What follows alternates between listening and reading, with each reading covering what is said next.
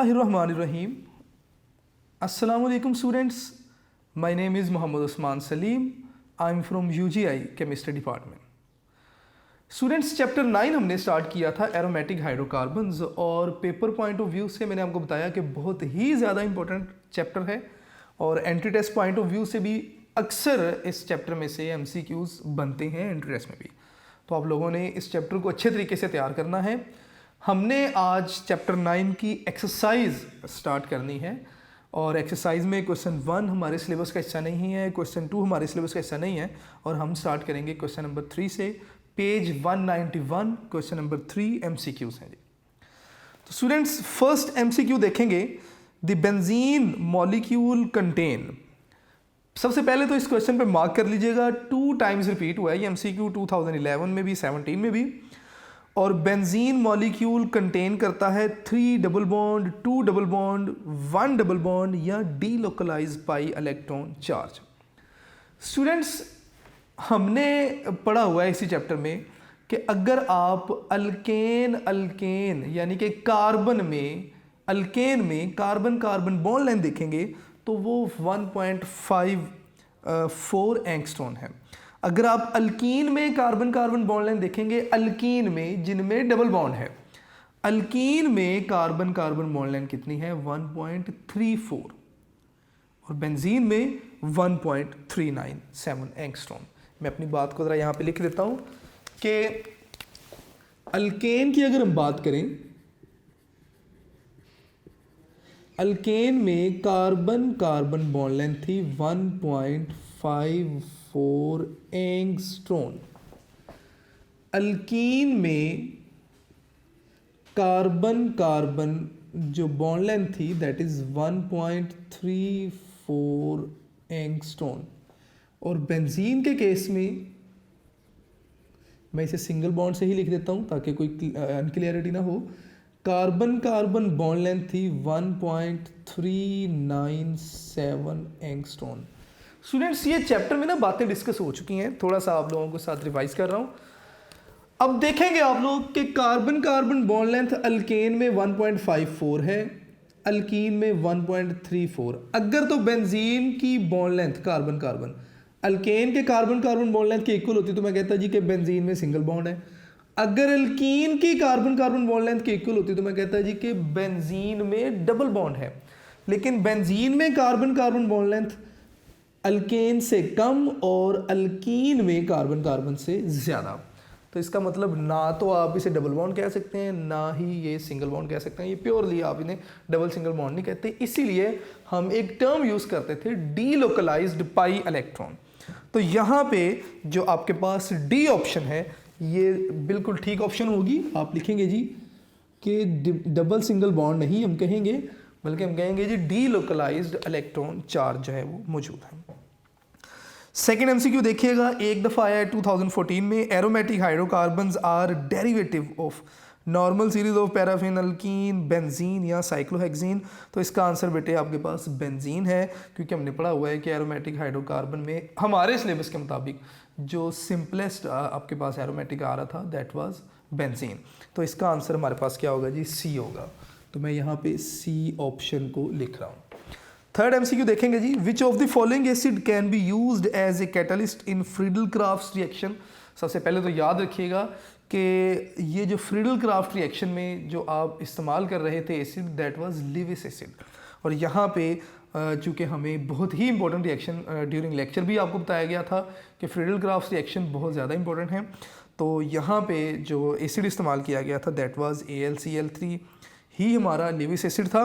बाकी HNO3 mineral acid है, BeCl2 और NaCl ये हमारे आंसर का हिस्सा नहीं थे। तो आप यहाँ पे AlCl3 जो है वो टिक करेंगे, आपके पास ए ऑप्शन जो है वो दुरुस्त होगी। उसके बाद नेक्स्ट एमसीक्यू पे आएंगे जी जरा, MCQ number 4, benzene can not undergo substitution reaction. तो हमने पढ़े थे लास्ट लेक्चर में, हम पढ़ते आ रहे थे एडिशन रिएक्शन बेंजीन में होते हैं जी। इसी तरह ऑक्सीडेशन रिएक्शन भी हमने पढ़े, एलिमिनेशन रिएक्शन हमने नहीं पढ़े थे। तो स्टूडेंट्स, इसका आंसर डी होगा फोर्थ वाले का। और याद रखिएगा कि 2 दफ़ा ये एमसीक्यू रिपीट हुआ है एग्जाम में, 2006 और 13 में भी। MCQ नंबर 5 देखेंगे, among the following compound that can be most readily sulphonated is. अब ये प्रीवियस लेक्चर से ज़रा आप इसे मिलाना है आपने। मैंने लास्ट लेक्चर में आपको बताया था, लास्ट में रिएक्टिविटी ओपी बेंजीन की सबसे ज़्यादा थी, उसके बाद आपके पास बेंजीन था, उसके बाद मेटा बेंजीन और उसके बाद हेलो बेंजीन। तो सबसे पहले अगर आप देखेंगे उसने बेंजीन आपके पास जो लिखे हुए हैं, टॉलुइन है, बेंजीन है, नाइट्रोबेंजीन और क्लोरोबेंजीन। टॉलुइन आपके पास ओपी बेंजीन है, सिंपल बेंजीन, उसके बाद नाइट्रोबेंजीन, ये मेटा डायरेक्टिंग ग्रुप अटैच हो गया तो ये मेटा बेंजीन है, और क्लोरोबेंजीन भी ओपी है लेकिन ये डीएक्टिवेट करता था रिंग को। तो इसका मतलब यहाँ पे आपका जो एग्जैक्ट आंसर होगा दैट विल बी टॉलुइन। तो A will be the correct answer, और ये 2 दफ़ा MCQ आ चुका है एग्जाम में, 2013 में और 17 में। During nitration of benzene the active nitrating agent is. Benzene की नाइट्रेशन के दौरान जो एक्टिव नाइट्रेटिंग एजेंट है वो क्या है? तो स्टूडेंट्स आपने लास्ट लेक्चर में नाइट्रेशन ही करवाते रहे हैं बार बार, और वहाँ पे जो नाइट्रेटिंग ग्रुप था दैट वाज नाइट्रोनियमाइन NO2 पॉजिटिव। तो यहाँ पे बी आपका आंसर होगा, और ये MCQ कम से कम 6 दफ़ा रिपीट हो चुका है, 2009, 6 में, 9 में, 10 में, 14 में, 16 में और 18 में ये MCQ बार बार आ चुका है। तो इसका आंसर होगा जी बी NO2 पॉजिटिव, जिसे आप नाइट्रोनियम आयन का नाम भी देते हैं। उसके बाद बेटे देखेंगे the electrophile in aromatic sulphonation, sorry इससे ऊपर वाला MCQ पहले देखेंगे जी 7 MCQ। Which compound is the most reactive one? Benzene, ethene, ethane या इथाइन? तो सबसे ज़्यादा रिएक्टिव हमने पहले भी पढ़ा था कि इथीन है, ठीक है, ये लास्ट टॉपिक का हिस्सा है। तो बी ऑप्शन होगा जी 7th वाले का आंसर भी। MCQ नंबर 8 देखेंगे जी, the electrophile in aromatic sulphonation is. Students हमने सल्फोनेशन जब पढ़ी थी तो हमने H2SO4 का मैकेनिज्म में, बल्कि आप ये ज़रूर देखिएगा पेज 184 पे इसका मैकेनिज्म लिखा हुआ है, वहाँ पे जो रिंग पे आके अटैक करेगा दैट इज़ SO3। तो इसका मतलब जो इस केस में इलेक्ट्रोफाइल होगा वो आपके पास क्या है? SO3, और 8 का आपके पास C आंसर होगा। मैंने इसका रेफरेंस दिया कि आप पेज 184 पे आप इसका आंसर देख भी सकते हैं, ठीक है। मैकेनिज्म वहाँ पे लिखा है और मैकेनिज्म में उन्होंने इस पे बारे में एक्सप्लेन भी किया। MCQ नंबर 9 देखेंगे, एरोमेटिक कंपाउंड बर्न विद सूटी फ्लेम बिकॉज, क्योंकि इनमें रिंग मौजूद है, रिंग में carbon double bond, single bond, resonance जिसे आप कहते हैं मौजूद हैं, और रेजोनेंस की वजह से इनकम्प्लीट कंबस्शन होती है, और जब इनकम्प्लीट कंबस्शन होगी कार्बन की तो सूटी फ्लेम होगा। तो यहाँ पे आपके पास जो आंसर होगा दे हैव रिंग स्ट्रक्चर, और इसका जो ऑप्शन है दैट इज बी। 9 वाला MCQ जो है बी ऑप्शन इसका आंसर होगा। और उसके बाद आप MCQ नंबर 10 देखेंगे, the conversion of n hexane into benzene by heating in the presence of platinum is called aromatisation, या आप इसे साइक्लेशन भी कहते हैं, ठीक है। तो स्टूडेंट्स 10th वाला जो है इसका आंसर भी आपके पास बी होगा। तो ये टोटल हमारे पास MCQs थे जिन्हें हमने बारी बारी डिस्कस कर लिया। अब हम एक्सरसाइज के क्वेश्चंस की तरफ आएंगे। कुछ क्वेश्चंस ऐसे होंगे जो मैं बोर्ड पे सॉल्व करूंगा, और कुछ क्वेश्चंस ऐसे होंगे जो आप लोग घर से खुद से जो है वो इसे सॉल्व करेंगे। क्वेश्चन नंबर 4 देखिएगा सबसे पहले, what are aromatic hydrocarbon, how are they classified? तो एरोमेटिक हाइड्रोकार्बन क्या है, इनकी क्लासिफिकेशन रिंग के लिहाज से, अगर सेम एटम है और अगर रिंग में डिफरेंट एटम है तो हेट्रोसाइक्लिक, मतलब ये सारी क्लासिफिकेशन आपने बतानी है, ठीक है। क्वेश्चन नंबर 5 देखेंगे। क्वेश्चन नंबर 4 आपने घर पे खुद से करना है, मैं यहाँ पे लिख देता हूँ। क्वेश्चन नंबर 4 ये आपने खुद से करना है, ठीक है। उसके बाद क्वेश्चन नंबर 5 देखेंगे आप लोग, what happen when benzene is heated with concentrated H2SO4 at 250 degree centigrade. अगर आप बेंजीन को 250 डिग्री सेंटीग्रेड तक आप हीट करते हैं in the presence of H2SO4, तो आपके पास क्या प्रोडक्ट बनेगी? ऑब्वियसली आपने ये रिएक्शन पढ़ा भी हुआ है, मैं ज़रा इसको लिख देता हूँ। क्वेश्चन नंबर 5 का ए पार्ट है, एक पार्ट सिर्फ मैं करूँगा, बाकी आप लोग फिर खुद से करेंगे इसे। क्वेश्चन नंबर 5 और इसका ए पार्ट मैं कर रहा हूँ जी। स्टूडेंट्स अगर आप क्या करते हैं, बेंजीन रिंग का रिएक्शन करवाते हैं किसके साथ? H2SO4 के साथ। इक्वेशन में बैलेंस नहीं लिख रहा, आप लोग खुद से बैलेंस कर लीजिएगा। अगर आप 80 डिग्री पर ये रिएक्शन करवाते हैं तो आपके पास क्या बनेगा, बेंजीन सल्फोनिक एसिड बन जाएगा। मैं यहाँ पे लिखूंगा SO3H, साथ में वाटर बनेगा आपके पास। और अगर आप क्या करते हैं, फर्दर इसकी सल्फोनेशन करवाते हैं, ठीक है, और किस टेम्परेचर तक, 250 डिग्री सेंटीग्रेड तक,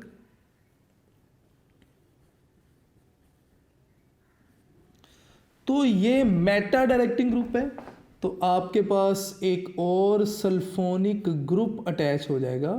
कहाँ पर, मेटा पोजीशन पे, तो SO3H और यहाँ पे भी SO3H। तो that will be the final product अगर आप बेंजीन को 250 डिग्री सेंटीग्रेड तक कंसनट्रेटेड H2SO4 के साथ हीट करवाते हैं। Chlorine is pass through benzene in sunlight, जब आप बेंजीन में से सनलाइट की मौजूदगी में क्लोरीन पास करवाते हैं तो 1 2 3 4 5 6 हेक्सा क्लोरो जो था वो आपके पास हेक्सेन बन गया था, साइक्लोहेक्सेन। और इसे अगर आपको याद हो, मैंने लिंडेन का नाम दिया था और मैंने आपको बताया भी था कि शैम्पू में इस्तेमाल होता है लाइसिस वगैरह को किल करने के लिए। आगे चलते हैं जी। A mixture of benzene vapours and air are passed over heated vanadium pentoxide. Students, ये रिएक्शन, इसके रिजल्ट में आपके पास मैलिक एनहाइड्राइड और लास्ट में मैलिक एसिड बनता है, ठीक है। वैसे अगर आपसे ये पूछा जाए आप मैलिक एसिड तक कंप्लीट लिखेंगे तो ज़्यादा बेहतर आंसर होगा। वैसे इसका आंसर जो है वो मैलिक जो है वो आपके पास एनहाइड्राइड बनेगा। आप करते क्या हैं, आप 450 डिग्री सेंटीग्रेड पे जो है वो ऑक्सीडेशन करवाते हैं बेंजीन की विनेडियम पेंटॉक्साइड की मौजूदगी में, और आपके पास मैलिक एनहाइड्राइड बन जाएगा। फर्दर उसका वाटर के साथ रिएक्शन करवाएंगे तो मैलिक एसिड बनेगा। Next, benzene is burn in free supply of air. Benzene hydrocarbon है, हाइड्रोकार्बन्स को जब भी आप बर्न करेंगे इन द प्रेजेंस ऑफ एयर तो आपके पास कार्बन डाइऑक्साइड और वाटर बनेगा, और आपके पास जो है वो तकरीबन 6 कार्बन है। अगर आप एक बेंजीन लेंगे तो 6 कार्बन डाइऑक्साइड बनेंगे, अगर 2 बेंजीन लेंगे तो 12 कार्बन डाइऑक्साइड बनेंगे। आपने कार्बन के साथ जो है वो बैलेंस कर लेना है। क्वेश्चन नंबर 6 देखेंगे जी। What is meant by the term aromatic oxidation, sulphonation, nitration, halogenation? ये सारे आपने खुद से लिखने हैं। तो क्वेश्चन नंबर 6 भी आपका होमवर्क होगा, ये भी आप लोगों ने खुद से करना है, ठीक है। क्वेश्चन नंबर 6 ये भी आपकी असाइनमेंट है। मैं असाइनमेंट के लिए जो है वो लिखता जाऊंगा, ये आप लोगों ने खुद से लिखना है, ठीक है। ये हम लोगों ने ऑलरेडी पढ़ लिया है। क्वेश्चन नंबर 7 देखेंगे। Draw structural formula of the following compounds. आपने इन कंपाउंड्स के स्ट्रक्चरल फार्मूलाई जो हैं वो ड्रा करने हैं।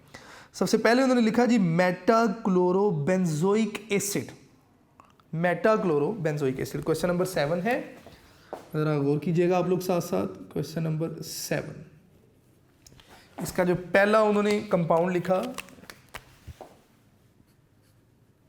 मेटाक्लोरोबेंजोइक एसिड, कि मेटाक्लोरोबेंजोइक एसिड का आपने स्ट्रक्चरल फार्मूला ड्रा करना है।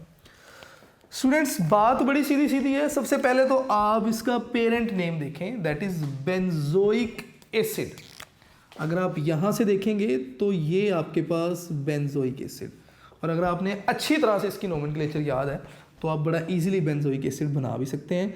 तो मैं यहाँ पे लिखूँगा जी एक बेंजीन, और इस बेंजीन के साथ अगर हम COOH ग्रुप अटैच कर देंगे तो ये बेंजोइक एसिड है। ये जो पोजीशन है आपके पास ये आर्थो पोजीशन है, ठीक है, और ये ओबियसली मेटा पोजीशन।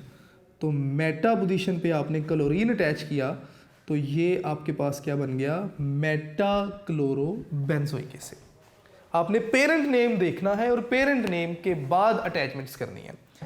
नेक्स्ट अगर आप देखेंगे तो पैराहाइड्रोक्सी बेंजोइक एसिड, पैराहाइड्रोक्सी बेंजोइक एसिड मैं यहाँ पे लिख देता हूँ। सेकंड वन पैराहाइड्रोक्सी बेंजोइक एसिड है। मैं नाम नहीं लिख रहा, मैं डायरेक्ट अब स्ट्रक्चर बनाऊंगा। तो स्टूडेंट्स, पैराहाइड्रोक्सी बेंजोइक एसिड किस तरह बनाएंगे आप? सबसे पहले एक बेंजीन बनाइए, उस बेंजीन रिंग के साथ आपने पैरा हाइड्रोक्सी बेंजोइक एसिड, तो ये आपका सबसे पहले बन गया जी क्या, बेंजोइक एसिड।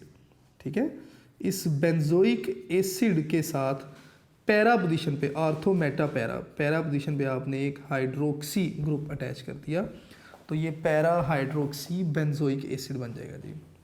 इसी तरह नेक्स्ट स्ट्रक्चर अगर आप देखेंगे तो नेक्स्ट स्ट्रक्चर आपके पास क्या है, ortho bromo nitrobenzene, ortho bromo nitrobenzene. Third one बना रहा हूं मैं यहाँ पे, ortho bromo nitrobenzene. Parent name है जी नाइट्रोबेंजीन, तो इसका मतलब आप सबसे पहले क्या करेंगे, नाइट्रोबेंजीन बनाएंगे। तो ये ले जी, ये हमारे पास नाइट्रोबेंजीन आ जाएगा, नाइट्रोबेंजीन। फिर उसने कहा जी आर्थो ब्रोमो, तो आप ऑर्थो पोजीशन पे ब्रोमीन लगा दीजिए, तो आर्थो ब्रोमो नाइट्रोबेंजीन। उसके बाद नेक्स्ट देखेंगे जी ज़रा, नंबर 4 आर्थो इथाइल टोलुइन। तो अब ज़रा आप लोगों ने जेन में स्ट्रक्चर बनाते जाने हैं साथ साथ, तो आपके पास जो पेरेंट नेम बन रहा है दैट इज़ टोलुइन। टोलुइन क्या है, बेंजीन के साथ मिथाइल ग्रुप अटैच हो, तो टोलुइन। उसने कहा जी आर्थो इथाइल टोलुइन, तो इसका मतलब आप एक टोलुइन बनाएंगे, बल्कि ये मैं स्ट्रक्चर बना ही देता हूं आपको।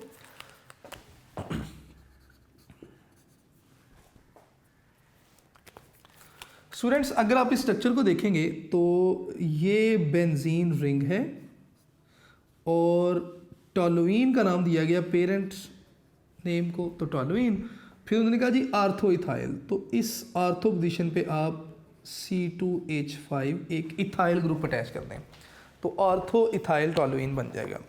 इसी तरह para nitro aniline.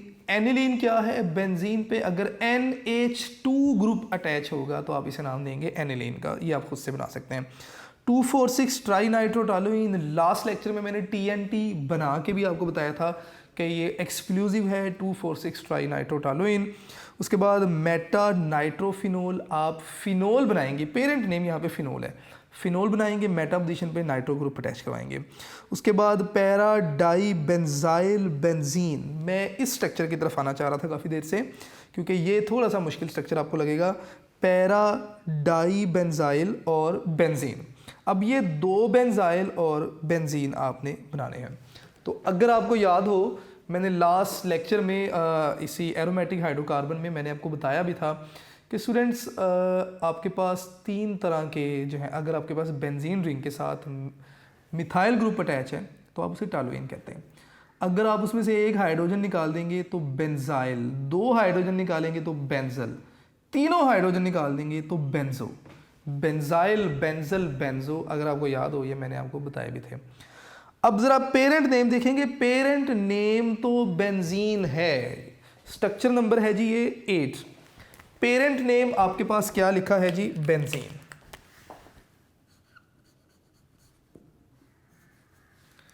Benzene parent name है, तो मैं कोशिश करूंगा कि मैं यहाँ पे बेंजीन ही बना दूं। तो ले जी, आपके पास ये आ गया जी बेंजीन। फिर उन्होंने कहा जी para di benzyl benzene. Benzyl, मैं उस तरफ आ रहा हूं, मैं आपको याद करवा दूं, मैंने आपसे कहा था कि ये बेटे आपके पास क्या है, टोलुइन है, ठीक है।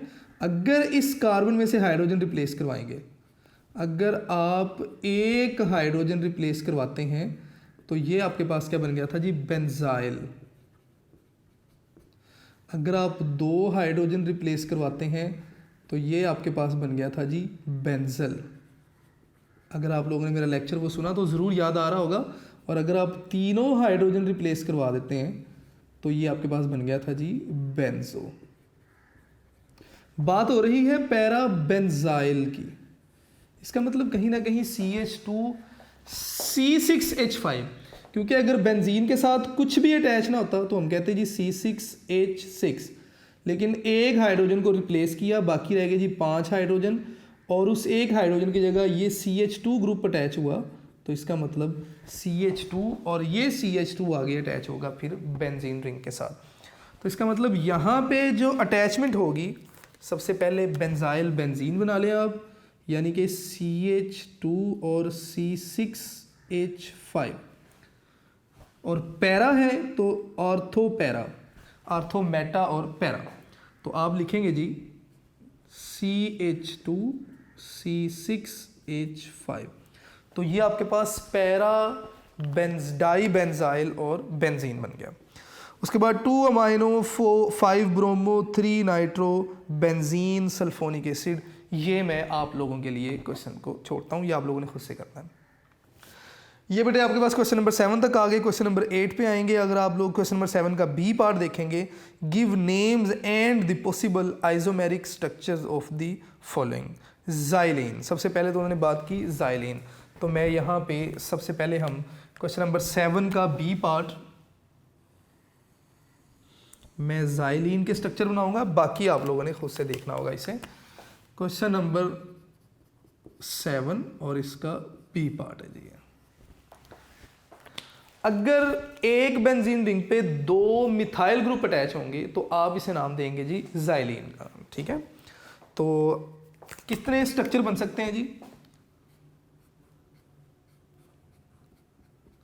एक मिथाइल ग्रुप यहाँ पे और एक यहाँ पे आ सकता है, तो इसका मतलब ज़ाइलीन है लेकिन आर्थो पोजीशन पे है, तो आप इसे नाम देंगे ओ ज़ाइलीन। अब पोजीशन चेंज कर दीजिए, मिथाइल ग्रुप यहाँ पे और दूसरा यहाँ पे, तो इसका मतलब मेटा ज़ाइलीन हाइफन ज़ाइलीन। और अगर आप पोजीशन फर्दर चेंज कर देंगे तो ये क्या होगी जी? पैराज़ाइलीन। याद रखिएगा OMP ये स्मॉल लेटर से आपने लिखना है हमेशा, ये कैपिटल लेटर से नहीं लिखेंगे आप लोग, ठीक है।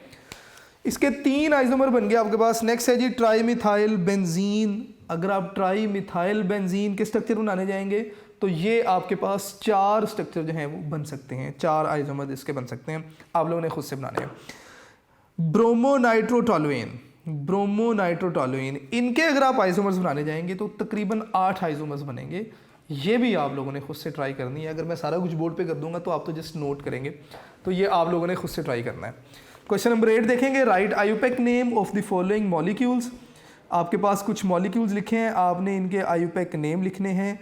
तो आयुपेक नेम आप इनके किस तरह से लिखेंगे ज़रा साथ साथ गौर करते जाएंगे और इनके नाम आपने बताने भी हैं खुद से।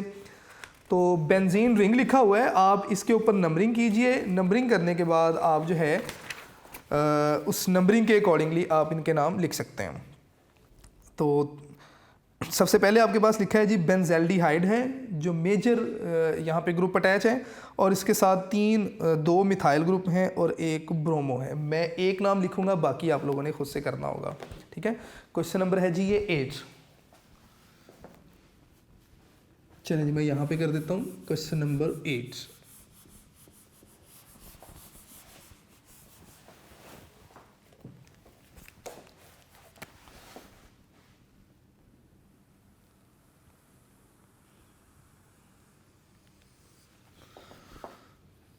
क्वेश्चन नंबर 8 आपके पास फर्स्ट जो स्ट्रक्चर है आपके पास क्या है जी?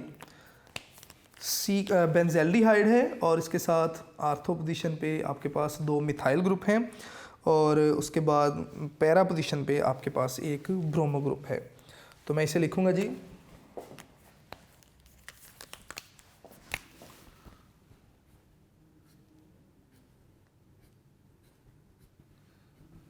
CHO, बेंजल्डिहाइड बन गया, ठीक है। यहाँ पे एक CH3 group methyl group, 1 methyl group यहाँ पे और 1 BR यहाँ पे। स्टूडेंट्स इसकी नंबरिंग कर लीजिए आप। प्रायोरिटी में इस ग्रुप की प्रायोरिटी सबसे ज़्यादा है, तो 1 2 3 4 5 6। अब जब आप इसका नाम लिखने जाएंगे तो आप जब इसका नाम लिखेंगे तो अल्फ़ाबेटिकली देखेंगे ये जो साथ में अटैच हैं सब्स्टिट्यूएंट। तो ब्रोमीन सबसे पहले आता है, आप लिखेंगे जी कि 4 ब्रोमो। सबसे पहला जो आप नाम लिखने जा रहे हैं उसका लेटर कैपिटल, बाकी सारे स्मॉल। 4 bromo 2 6 di methyl. जब 2 नंबर्स आ जाते हैं तो उन दोनों के दरमियान कॉमा आएगा, जितनी बार ये नंबर रिपीट होंगे कॉमा आएगा। उसके बाद हाइफन 2 6 डाई मिथाइल डाइमिथाइल और उसके बाद क्या है बेंजेल्डिहाइड, बेंजीन एल्डिहाइड। जी ये ज़रा नाम आप लोगों ने देख लेना है। इसी तरह सेकंड अगर आप देखेंगे तो आपके पास मेजर जो बनती है ये मिथाइल ग्रुप अटैच है टोलुइन, बाकी आपने नंबरिंग करनी है और उसके नाम बताने हैं। थर्ड में मेजर आपके पास जो ग्रुप है वो फिनोल बनेगा और बाकी आपने नंबरिंग करके इसका नाम बताना है खुद से। Give the general mechanism of the electrophilic aromatic substitution reaction आप लोगों ने खुद से करना है, हमने ऑलरेडी कर लिया हुआ है। Describe the structure of benzene on the basis of aromatic atomic orbital theory आपने पढ़ लिया। रेजोनेंस मेथड आपने पढ़ लिया। Prove the benzene has a cyclic structure, ये सारे क्वेश्चन हमने डिटेल में थ्योरी में पढ़ चुके हैं। तो इसका मतलब क्वेश्चन नंबर 9, 10 हमने कर लिया। Predict the major products of benzene of the following compound, ये मैं आपसे डिस्कस करूँगा। सबसे पहले क्वेश्चन 9, 10 ये हमने ऑलरेडी थ्योरी में पढ़ लिए हुए हैं, ठीक है, ये सारा हमने पहले से ही पढ़ लिया हुआ है। अब क्वेश्चन नंबर 11 पे आएंगे। Predict the major products of bromination of the following compound. अगर टोलुइन होगा तो toluene ortho and para directing group है, तो ऑब्वियसली ऑर्थो और पैरा पोजीशन पे आपके पास ब्रोमीन अटैच होगी। Nitrobenzene nitro meta directing group है, तो मेटा पोजीशन पे। ब्रोमोबेंजीन ब्रोमीन हेलोजन है, halogen ortho and para directing group होते हैं। Benzoic acid meta directing group है। एल्डिहाइड मेटा डायरेक्टिंग ग्रुप है, बेंजेल्डिहाइड में भी मेटा पे ही आएगा ब्रोमीन। और phenol ortho and para directing group है, तो इस केस में ओपी फिनोल जो है साथ में bromine ortho and para position पे आएगी। How will you prepare the following compound from benzene in 2 steps, metachloronitrobenzene और पैराक्लोरोनाइट्रोबेंजीन। स्टूडेंट्स अगर आपने मेटाक्लोरोनाइट्रोबेंजीन बनानी है तो सबसे पहले आप बेंजीन की नाइट्रेशन करवाएं, नाइट्रोबेंजीन बनेगी। नाइट्रो मेटा डायरेक्टिंग ग्रुप है, वो क्या करेगा, वो क्लोरीन को मेटा ग्रुप पे अटैच करवाएगा, तो मेटाक्लोरोनाइट्रोबेंजीन बनेगी। तो 2 स्टेप्स हैं इसके, आप लिख लीजिए। फर्स्ट स्टेप में नाइट्रेशन, सेकंड स्टेप में क्लोरीनेशन, अगर आपने मेटाक्लोरोबेंजीन बनानी है। और अगर आपने पैराक्लोरो नाइट्रोबेंजीन बनानी है तो फर्स्ट स्टेप में क्लोरीनेशन, सेकंड स्टेप में नाइट्रेशन, यानी कि नाइट्रेशन और क्लोरीनेशन ही होनी है। लेकिन आपने पहले कौन सी करवानी है ये आप लोगों ने देखना है। ये एक्चुअली मैं ortho and para directing group वाले टॉपिक में मैं इसे डिटेल में डिस्कस कर चुका हूँ, ठीक है। तो क्वेश्चन नंबर 11 भी हो गया हमारा, 12 भी हो गया। मैं इसे यहाँ पे लिख देता हूँ कि क्वेश्चन नंबर 11 एंड 12 ये हमने डिस्कस कर लिए, ठीक है। और उसके बाद आपके पास आ जाएगा जी क्वेश्चन नंबर 13। आपने प्रोडक्ट्स बताने हैं, मैं बेटे बोलता जाऊंगा, आप लोगों ने लिखते जाना है। ज़रा गौर से मेरे वर्ड्स को सुनिएगा और आपको समझ आती जाएगी। सबसे पहले उन्होंने लिखा है बेंजीन है और आप इसकी हाइड्रोजनेशन करवा रहे हैं। जितने डबल बॉन्ड होंगे उतने हाइड्रोजन मॉलिक्यूल आते हैं, तो बेंजीन में 3 डबल बॉन्ड हैं तो 3 हाइड्रोजन मॉलिक्यूल आएंगे। और निकल की मौजूदगी में हाइड्रोजनेशन होती है 200 डिग्री सेंटीग्रेड पे, और आपके पास क्या बनेगी, साइक्लोहेक्सेन बन जाएगी। प्रोडक्ट आपके पास होगी साइक्लोहेक्सेन। एरो के ऊपर आप निकल लिखेंगे और साथ में 200 डिग्री सेंटीग्रेड टेम्परेचर मेंशन करेंगे। उसके बाद बेंजीन है, अगर आप उसकी ऑक्सीडेशन करवाते हैं, ऑक्सीडेशन अगर आप करवाते हैं in the presence of vanadium pentoxide, V2O5 आप एरो पे लिखेंगे, 450 डिग्री सेंटीग्रेड पे ये रिएक्शन होगा, 400 भी आप लिख सकते हैं। आपके पास रिजल्ट में क्या बनेगा, मैलिक एनहाइड्राइड बनेगा और साथ में आपके पास कार्बन डाइऑक्साइड और वाटर बनेगी। उसके बाद फिनोल है, अगर आप जिंक के साथ रिएक्शन करवाते हैं तो जिंक फिनोल के ऑक्सीजन को ले जाएगा और हाइड्रोजन बेंजीन रिंग को मिल जाएगा, तो ZNO बनेगा और साथ में बेंजीन बन जाएगा वापस। और ये आप दोनों को बॉयल करने से रिएक्शन होगा, तो एरो पे आप बॉयल लिख लीजिए या हीट लिख लीजिए, जैसे आपको बेहतर लगता है। प्रोडक्ट्स में आपके पास बेंजीन बनेगा और साथ में ZNO बन जाएगा। बेंजीन सल्फोनिक एसिड है, वाटर के साथ अगर आप रिएक्शन करवाते हैं तो वाटर सल्फोनिक ग्रुप के साथ मिलके H2SO4 बनाएगा, तो सल्फोनिक ग्रुप सारे का सारा उतर जाएगा, बेंजीन से निकल जाएगा, रिप्लेस हो जाएगा और आपके पास बन जाएगा जी क्या, H2SO4 और साथ में बेंजीन बनेगा और ये भी बॉयल करने से रिएक्शन हो जाएगा। इसी तरह बेंजीन है, अगर आप उसका SO3 के साथ रिएक्शन करवाते हैं H2SO4 की मौजूदगी में तो बेंजीन सल्फोनिक एसिड बनेगा, यानी कि बेंजीन और उसके ऊपर आप लिखेंगे SO3H और साथ में वाटर होगा। क्वेश्चन नंबर 13 भी हमने डिस्कस कर लिया। Question number 14, detail out 3 reaction in which benzene behave as, तो ये आप खुद से बताएंगे सैचुरेटेड कहाँ पे एक्ट करेगा और अनसैचुरेटेड के तौर पे कहाँ पे एक्ट करेगा। और इसी तरह Friedel Craft reaction, very very important reaction, ये बेटे आप लोगों ने इसे ज़रूर लिखना है। तो ये हमारी एक्सरसाइज थी क्वेश्चन नंबर 9 की, चैप्टर 9 की। और इंशाल्लाह मुझे उम्मीद है कि आप लोग अपने लेक्चर नोट्स ज़रूर बनाएंगे। पेपर पॉइंट ऑफ व्यू से बेटे इम्पॉर्टेंट है, मैंने कोशिश की कि कम से कम हर क्वेश्चन को डिस्कस करके आगे जाऊँ। आप लोगों ने अपने लेक्चर नोट्स बनाने हैं और नेक्स्ट लेक्चर में इंशाल्लाह नेक्स्ट टॉपिक डिस्कस करेंगे। अपना ढेर सारा ख्याल रखिएगा। अस्सलाम वालेकुम।